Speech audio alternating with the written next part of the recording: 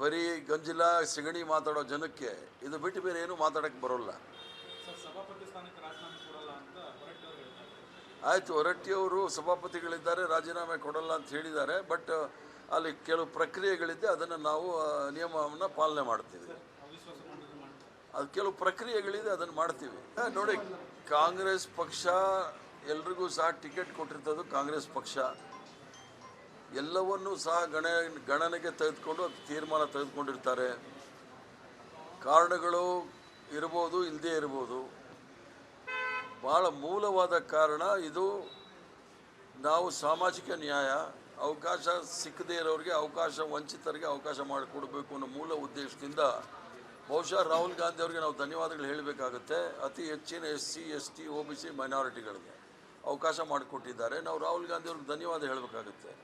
ಕೆಲವರು ಕೈ ತಪ್ಪೋಗಿದೆ, ಇಲ್ಲ ಅಂತ ಹೇಳೋದಿಲ್ಲ. ಈಗ 5 ಟರ್ಮ್ ಆಗಿರೋರು ಇದ್ದಾರೆ, 4 ಟರ್ಮ್ ಇದೆ. ಯಾವಾಗ ಅವಕಾಶ ಸಿಗುತ್ತೆ ಅನ್ನೋದು ಅವ್ರು ತಿಳ್ಕೊಂಡಿರ್ಬೋದು. ಬಟ್ ಪಕ್ಷ ಭಾಳ ಮುಖ್ಯ. ಆದ್ದರಿಂದ ಪಕ್ಷದ ತೀರ್ಮಾನ ತೆಗೆದುಕೊಂಡಾಗ ಕೆಲವು ಬೇಸರಗಳಾಗುತ್ತೆ. ಅದೇನು ಭಾಳ ಗಂಭೀರವಾದ ವಿಚಾರ ಅಲ್ಲ, ಸರಿ ಹೋಗುತ್ತೆ. ಎಲ್ಲ ಕಾಂಬಿನೇಷನ್ 140 ಜನಕ್ಕೂ ನಾವು ಕೊಟ್ಟಿಲ್ಲ. 140 ಜನದಲ್ಲಿ ನಾವು ಕೊಟ್ಟಿರೋದೇ 35ಕ್ಕೆ. ಆದ್ದರಿಂದ ಬಾಕಿಯವ್ರಿಗೆ ಏನು ಮಾಡ್ತೀರಾ, 105 ಜನಕ್ಕೆ ನಾವು ಕೊಟ್ಟಿಲ್ಲ. ಅವ್ರಿಗೆ ಬೇರೆ ಬೇರೆ ಅವಕಾಶಗಳು ಮಾಡ್ತೀವಿ. ನಮ್ಮ ಪಕ್ಷದಲ್ಲಿ ಕೆಲವರು ಪಕ್ಷದಲ್ಲಿ ಕೆಲಸ ಮಾಡ್ತೀನಿ ಅಂತ ಹೇಳಿದ್ದಾರೆ. ಕೆಲವು MLAಗಳು ಅವ್ರಿಗೆ ಬೋರ್ಡು ಕಾರ್ಪೊರೇಷನ್ ಬೇಕು ಅಂತ ಹೇಳಿದ್ದಾರೆ. ಎಲ್ಲ ರೀತಿಯಲ್ಲೂ ಸಹ ಅವಕಾಶಗಳಿದೆ, ಅವಕಾಶ ಮಾಡಿಕೊಡ್ತೀವಿ, ಇಲ್ಲ ಅಂತಲ್ಲ. ಕೇವಲ ವಿಧಾನಸೌಧದಲ್ಲಿ ಮಂತ್ರಿಗಳಾದರೆ ಮಾತ್ರ ಶಕ್ತಿ ಇರುತ್ತೆ ಅಂತಲ್ಲ. ಬೋರ್ಡು ಕಾರ್ಪೊರೇಷನ್ ಚೇರ್ಮನ್ ಆದ್ರೂ ಅವ್ರ ಕೆಲಸ ಅವ್ರು ಮಾಡ್ಬೋದು, ಅವ್ರ ಸಮುದಾಯಕ್ಕೆ ಕೆಲಸ ಮಾಡ್ಬೋದು. ಅದು SC ಇರ್ಬೋದು, ST ಇರ್ಬೋದು. ಅತಿ ಹೆಚ್ಚಿನ ಮೈನಾರಿಟಿಗೆ ನಾವು ಕೊಟ್ಟಿದ್ದೀವಿ. ಈ ಸಲ 4 ಜನಕ್ಕೆ ಕೊಟ್ಟಿದ್ದೀವಿ. 5 ಜನಕ್ಕೆ SC ST OBC SC STಗೆ ಕೊಟ್ಟಿದ್ದೀವಿ. OBCಗಳಿಗೆ ಕೊಟ್ಟಿದ್ದೀವಿ. ಅಪರ ಲಿಂಗಾಯತರಿಗೂ ಕೊಟ್ಟಿದ್ದೀವಿ. ಒಕ್ಕಲಿಗರಿಗೂ ಕೊಟ್ಟಿದ್ದೀವಿ. ಬ್ರಾಹ್ಮಣರಿಗೆ ಸಲ ಕೊಡೋಕ್ಕಾಗಿಲ್ಲ. ಕೆಲವು ಕಾರಣದಲ್ಲಿ ಬೇರೆ ಕಡೆ ಅವ್ರನ್ನ ಯಾವ ರೀತಿ ಅವ್ರನ್ನ ಉಪಯೋಗ ತಗೋಬೋದು ಅವ್ರ ಸೇವೆನ ಅಂತ ನೋಡ್ತಾ ಇದ್ದೀವಿ. ಈಗ ಮಹಿಳೆಯರಿಗೆ ಒಂದು ಖಾಲಿ ಜಾಗ ಇದೆಯಲ್ಲ, ಅದನ್ನು ಮಾಡಬೇಕು ಅಂತೇಳಿ ಒಂದು ತೀರ್ಮಾನ ತೆಗೆದುಕೊಳ್ಬೇಕು ಅಂತ ನಾವು ಈಗಾಗಲೇ ಹೇಳಿದ್ದೀವಿ. ಅವ್ರು ಯಾವ ಸಂದರ್ಭದಲ್ಲಿ ತೀರ್ಮಾನ ತೆಗೆದುಕೊಳ್ತಾರೆ ಅಂತ ಹೇಳ್ತೀವಿ. ಈಗಾಗಲೇ ಮಹಿಳೆಯರೆಲ್ಲ ಡೆಪ್ಟಿ ಚೇರ್ಮನ್ ಮಾಡಿದ್ದೀವಿ ಕೌನ್ಸಿಲಲ್ಲಿ. ಅದನ್ನು ಮಾಡ್ತೀವಿ. ಹೆಂಗಿದ್ರು ಅವ್ರು ರಾಜೀನಾಮೆ ಕೊಟ್ಟು ಹೋಗ್ಬಿಟ್ಟಿದ್ದಾರೆ. ಉಂಡಿ ಕಳ್ಳರು ಏನು ಓಟ್ ಕದ್ದಿದ್ರು ಅದೇ ಥರ ರಾಜೀನಾಮೆ ಕೊಟ್ಟು ಹೋಗಿದ್ದಾರೆ. ಅಲ್ಲಿ ಮಾಡ್ತೀವಿ. ಮಹಿಳೆಯರಿಗೆ ಆಗಾಗಲೇ ಘೋಷಣೆ ಮಾಡಿದ್ದೀವಿ. ದದ್ದಲ್ ಅವರು ನನ್ನ ಜೊತೆ ಪಾರ್ಟಿನಲ್ಲಿ ಕೆಲಸ ಮಾಡ್ತೀನಿ ಅಂತ ಹೇಳಿದ್ದಾರೆ. ಬಂದು ಮನೆಗೆ ಬಂದಿದ್ದರು ಬೆಳಿಗ್ಗೆ. ಮತ್ತು ಹಂಪನಗೌಡರು ಬಂದಿದ್ದರು. ಎಲ್ಲರೂ ಬಂದಿದ್ದಾರೆ. ಅವ್ರಿಗೆ ಯಾವ್ಯಾವ ರೀತಿ ಬೇಕು ಎಲ್ಲ ಚರ್ಚೆ ಮಾಡ್ತಾ ಇದ್ದಾರೆ.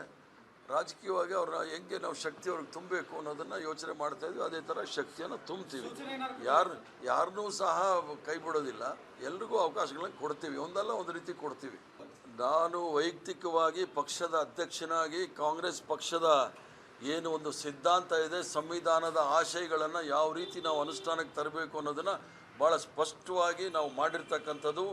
ಒಬ್ಬ ಪೌರ ಕಾರ್ಮಿಕ, ಸಫಾಯಿ ಕರ್ಮಚಾರಿಯ ಅವ್ರ ದಂಪತಿಗಳ ಮಗನ್ನ ಇಡೀ ದೇಶದಲ್ಲೇ ಎಲ್ಲೂ ಮಾಡಿಲ್ಲ. ಅದನ್ನು ಮಾಡಿ ನಾವು ಒಂದು ಇತಿಹಾಸವನ್ನು ಸೃಷ್ಟಿ ಮಾಡಿದ್ದೀವಿ.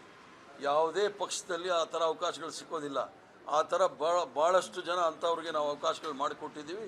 ಒಳ್ಳೆ ರೀತಿಯ ಸಂದೇಶ ದೇಶದಲ್ಲಿದೆ, ರಾಜ್ಯದಲ್ಲೂ ಇದೆ. ಈಗ ಬಿಲಿಯನರ್ಗಳು ಇರ್ತಾರೋ ಇಲ್ವೋ, ಅವ್ರು ಯಾರೋ ಅದ್ರ ಜೊತೆಗೆ ಇದನ್ನು ಮಾಡಿದ್ದೀವಲ್ಲ.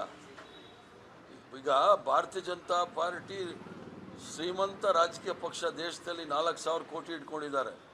ಕಾಂಗ್ರೆಸ್ ಪಕ್ಷ 700 ಕೋಟಿ ಮಾತ್ರ ಇಟ್ಕೊಂಡಿರೋದು. ಆ ಶ್ರೀಮಂತಿಕೆಯಲ್ಲಿದೆ, ನಮ್ಮದೆಲ್ಲಿದೆ. ನಾವು ಎಲ್ಲರೂ ಬ್ಯಾಲೆನ್ಸ್ ಮಾಡಿದ್ದೀವಿ. ಶ್ರೀಮಂತರನ್ನು ಕೊಟ್ಟಿದ್ದೀವಿ, ಬಡವ್ರನ್ನೂ ಕೊಟ್ಟಿದ್ದೀವಿ, ಮಧ್ಯಮ ವರ್ಗದವ್ರಿಗೂ ಕೊಟ್ಟಿದ್ದೀವಿ. ಅದೇನಾದರೂ ಇದೆಯಾ ಭಾರತೀಯ ಜನತಾ ಪಾರ್ಟಿನಲ್ಲಿ? ಇಲ್ಲ. ಕೇಂದ್ರದಿಂದ ನೋಡಿ, ಇಲ್ಲ. ನೀವು BJP ಅಧ್ಯಕ್ಷರು ಎಷ್ಟು ಕೋಟಿಗೆ ಬಾಳ್ತಾರೆ? ಸಾಮ್ರಾಟ್ ಅಶೋಕ್ ಎಷ್ಟು ಕೋಟಿಗೆ ಬಾಳ್ತಾರೆ? ನನ್ನನ್ನು ಚಾರ್ಟೆಡ್ ಅಕೌಂಟೆಂಟ್ ಮಾಡಬೇಡಿ, ಎಲ್ಲರದ್ದು ಲೆಕ್ಕ ನನ್ನ ಹತ್ರ ಇದೆ. ಆಯ್ತು, ಮಾಡೋಣ. ಧನ್ಯವಾದಗಳು.